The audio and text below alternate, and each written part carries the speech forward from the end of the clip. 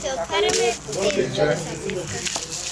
И пуснаха части, нали, да жбува, да се прави. И аз казвам, ще почна на тапка да му направя кефа. Майка, взех първото списание, второто списание и казах, нали, на жена, на Буба.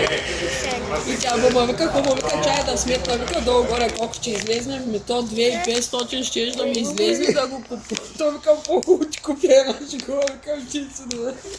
И сега ги виждам, има хора, които са ги сгубили и ги продават по 2-3 хиляди такива фракционери. Сега гледам на турето колата предлагат. Горе с това. Не знам цена каква ще точно ще се поръча. Адна ми се рокет. Гледала там. И какво има? 1,9 лева.